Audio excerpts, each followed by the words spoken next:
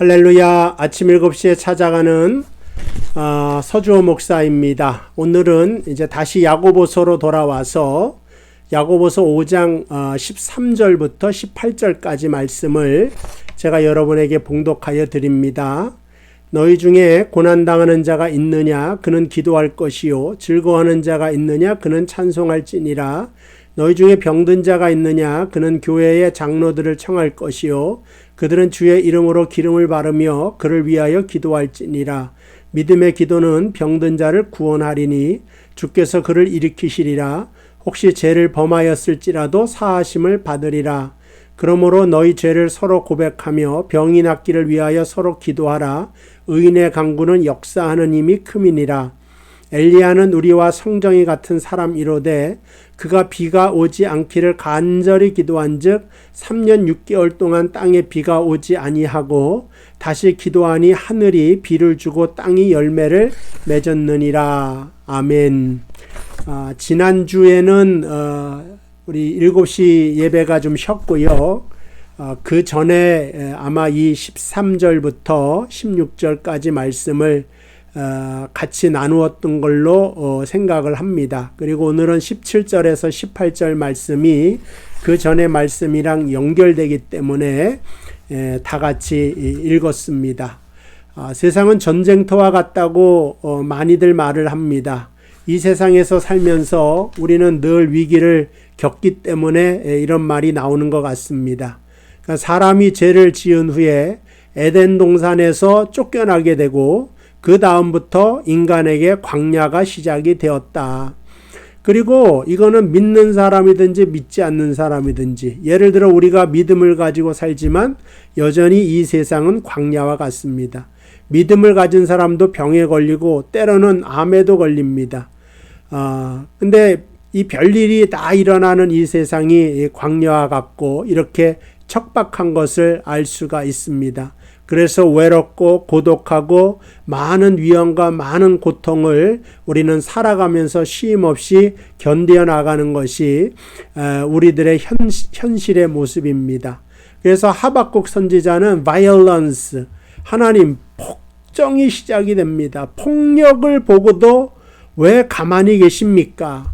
그러니까 믿는 자가 폭력 앞에 무너지고 광야 속에서 고난 중에 무너지는 것 같은데도 하나님은 왜 가만히 계십니까? 이것에 대한 질문이 하박국에 그대로 다 나오게 되는 것을 알 수가 있습니다. 그때 하나님은 의인은 믿음으로 말미암아 살 것이다 하는 답을 하박국에게 주고 하나님이 오래 참지 않는다. 믿는 자의 기도를 다 듣고 계시다 하는 것으로 응답을 주신 것을 알 수가 있습니다. 그래서 광야를 지나가지만 하나님은 우리의 피난처가 되어 주신다. 피난처를 마련해 놓으신다. 도피성을 마련해 놓고 기다리고 계신다.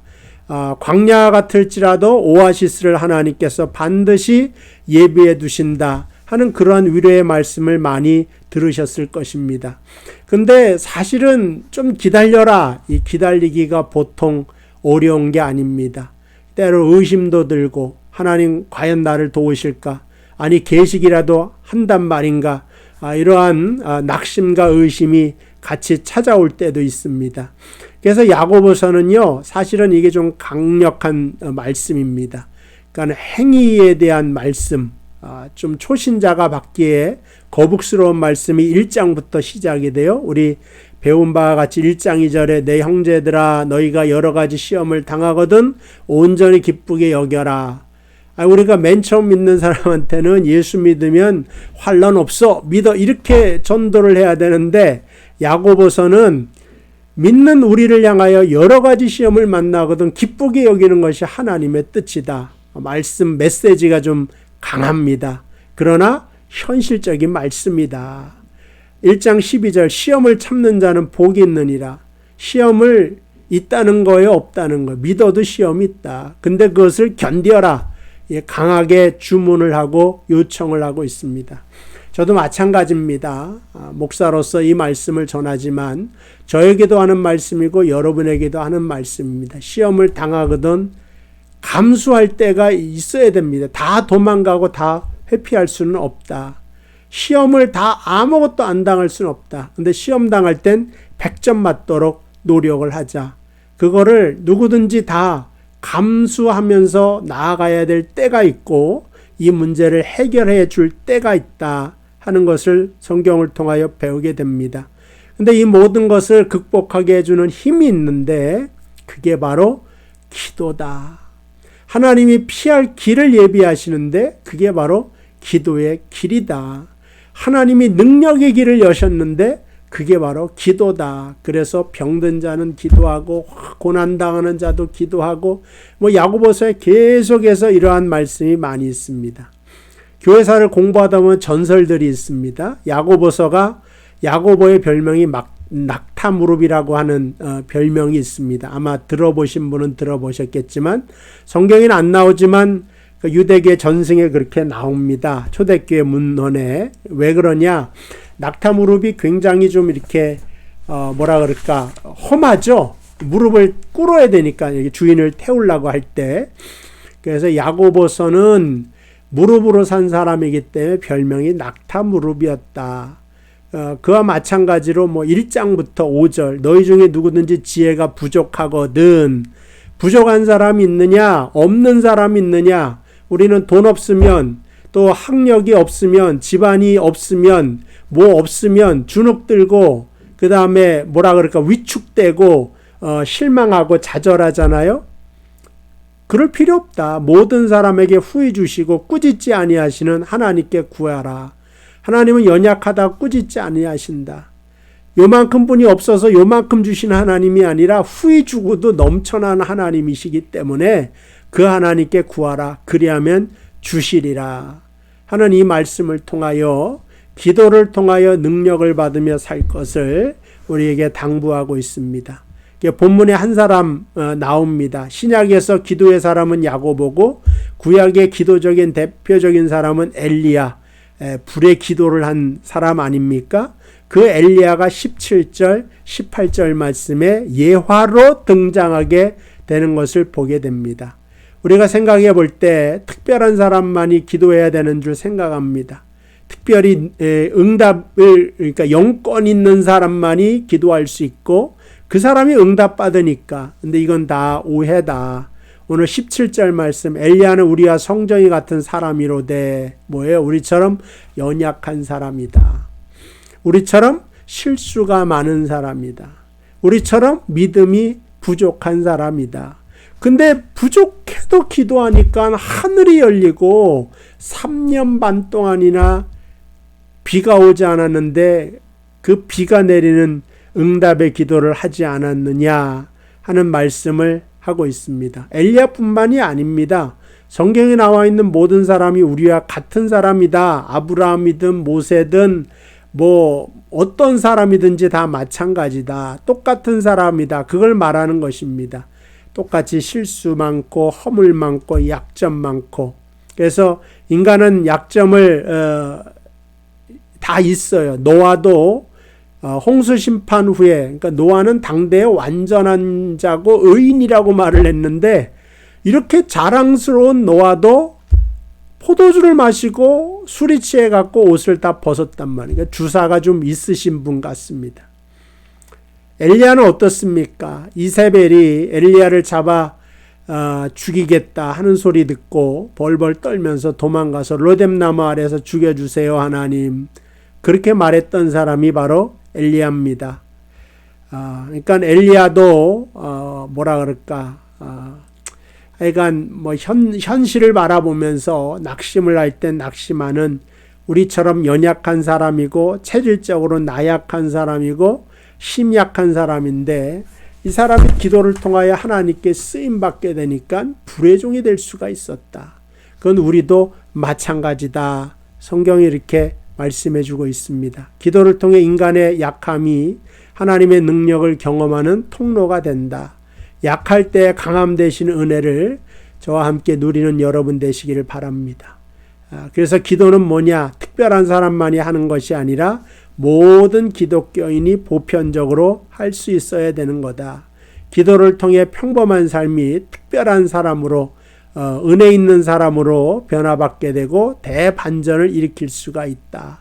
연약한 엘리야, 인간적으로 약점 있는 한 인간이 한 시대에 쓰임을 받을 수 있던 것도 바로 기도에 있다 하는 것입니다. 그래서 하나님께서 놀랍게 사용했던 사람들은 대부분 예민하고 소심하고 연약한 사람이지 대범한 용사들이 아닙니다. 성경의 기드온이 우리는 용사처럼 여기지만 그는 약한 사람이고 우유부단한 사람이고 겁이 많은 사람이에요. 그래서 그 미디안 사람들 무서워가지고 그 밀을 혼자 숨어가지고 막 까다가 천사한테 하나님의 부르심을 받고 나아가서 싸우게 돼서 이기지 않습니까? 예레미야도 마찬가지예요. 그 사람도 약간 우울증이 있어요. 하나님 다 못합니다. 안 합니다. 그게 예레미야지 않습니까? 약간 그렇단 말이에요. 모세도 마찬가지죠. 안 하겠다 그러잖아요. 나 하나님 안 합니다. 내가 왜 바로에게 갑니까? 하나님 막 노를 바라기 직전에 항복하고 그걸 가겠습니다. 그게 이제 모세가 맨 처음부터 완전하지 않는 사람이라고 하는 사실을 우리에게 알려주고 있고, 하나님은 그러한 사람임에도 불구하고 불러다가 은혜로 채우시는데 그 사람이 온전하게 되는 길 중에 가장 빠른 길이 바로 기도를 통해서 되는 거다. 왜냐? 질그릇 같고 딱 놓으면 깨지기 쉬운데 어떡합니까? 바람 앞에 촛불 같은데 기도를 통하여 하나님의 능력을 받을 수가 있다 하는 것입니다. 그래서 별거 아닌 것에 무너지고 별거 아닌 것에 시험 들고 별거 아닌 것에 상처받는 것이 누구 하나만의 문제가 아니라 바로 내 문제입니다. 교회에 있다 보면 저도 목회를 좀 하지 않았습니까? 우리 권사님 정도면 믿음이 상당히 좋으신다. 근데 사람은요 또다시 섭섭해질 때가 있고 그 다음에 빈정상하실 때가 있고 삐치실 때가 있고 누구나 다 마찬가지입니다. 이게 좀 컨디션이 나쁘거나 짜증날 때 시험에 들 때가 있어요. 근데 그런 것을 잘 넘어가시는 분은 가만히 보면 입술에 찬양이 붙은 사람, 입술에 기도가 붙은 사람, 그 다음에 기도를 안 할 때도 기도의 언어를 말하는 사람이 있어요. 이렇게 대화 중에 보면 세상의 소문을 갖다가 말하는 게 아니라 기도의 언어를 이렇게 말하시는, 그러니까 위선자 같지 않게 진심으로 그 언어를 말하는 사람이 있다. 그건 바로 하나님 앞에 기도하는 인생이 되어서 그렇다 하는 것입니다. 어쨌든 기도를 통하여 우리는 하나님께 붙어 있을 수 있다. 붙어 있는 게 뭐냐? 기도하는 거다. 기도하는 게 바로 붙어 있는 거다. 그래서 야고보서 5장 17절 18절 그 3년 6개월 동안 땅에 비가 오지 아니하고 다시 기도하니 하늘이 비를 주고 땅이 열매를 맺었느니라. 엘리야가 왜 비가 오지 않도록 기도했을까? 바알이요 농사의 신입니다. 가나안에 가니까 거기는 농사하는 땅이잖아요. 가나안 땅이 그 갈릴리 호수 주변으로 그 고기도 잡지만 이른 비 늦은 비 그 다음에 호수에서의 물을 통하여 농사를 짓는단 말이에요. 바닷물로는 안 되는데 호수물로는 농사가 됩니다. 거기가 땅은 그 메마르다고 느껴지지만 우리가 볼 때는 그런 땅에 물이 있으면 원래 햇볕이 많기 때문에 열매를 많이 맺추는 겁니다. 근데 꼭 필요한 게 비인데 가나안 땅에 가보니까 거기에 대한 전문적인 신이 바알입니다. 거기에 맨날 절을 하는 거죠. 그러니까 이스라엘도 이거 하나님이 언제 농사 지어 봤나? 싸움을 할 때 도와준 건 알겠는데, 그러니까 애굽과 싸움을 할 때 도와주신 것도 알고 미디안과 싸움을 할 때 도와주신 건 아는데 농사 짓는 걸 도우신 적은 없었단 말이죠. 광야 40년 동안 농사를 안 졌으니까 바알한테도 이건 맡겨야 되나? 그때 엘리야가 그 믿음의 의로움을 가지고 일어나 가지고 기도를 하였을 때 3년만 동안 비가 내리지 않아요. 바알에게 아무리 기도해봐라 비가 안 내린다. 근데 그때 엘리야가 하늘의 하나님께 기도하는 겁니다. 갈멜산에서. 그러니까 비가 내리죠. 하나님이 우리에게 양식을 주시는 분이구나. 그걸 딱 이스라엘이 깨닫는 기도가 엘리야의 갈멜산에서의 승리다. 이렇게 말할 수가 있습니다. 우리가 지금 코로나 시대, 위기의 시대를 살고 있습니다. 엘리야가 위기의 시대 때 기도를 통하여 비를 내리게 하고 비를 멈추게 하였듯이 코로나 시대에도 지금 백신이 자꾸만 실패한다 그랬는데 바이러스의 문제도 마찬가지일 거 아닙니까? 하나님이 막으셔야 됩니다. 우리에게는 힘이 없습니다. 인간의 의술이 보잘것없습니다. 전능하신 하나님께서 도와주십시오. 하나님 손에 모든 것이 있습니다. 기후 위기도 마찬가지 아닙니까? 여름엔 너무 뜨겁고 겨울에는 너무 춥고, 그러나 가뭄 드는 데는 더 가뭄 들어서 산불이 일어나고, 또 홍수로 인하여 모든 집들이 다 떠내려가고, 며칠 전만 해도 태풍으로 인하여 아직까지 막 태풍 피해가 있고, 미국 같은 경우. 근데 이 모든 것들을 다 기도를 통하여 우리가 문제 해결을 받자. 그래서 위기의 시대 기도뿐이다 하는 제목으로 오늘 말씀과 함께 은혜를 나누었습니다. 여러분, 기도를 통하여 오늘도 승리하시기를 주님의 이름으로 축복을 드립니다. 기도하겠습니다. 하나님 감사합니다. 우리에게 영적인 무기, 기도를 할 수 있는 특권을 허락하여 주신 것 감사합니다. 우리가 허공에 기도하는 것도 아니고 우상 앞에 기도하는 것도 아니고 전능하사 살아 역사하시는 하나님의 은혜를 믿고 기도하는 것입니다.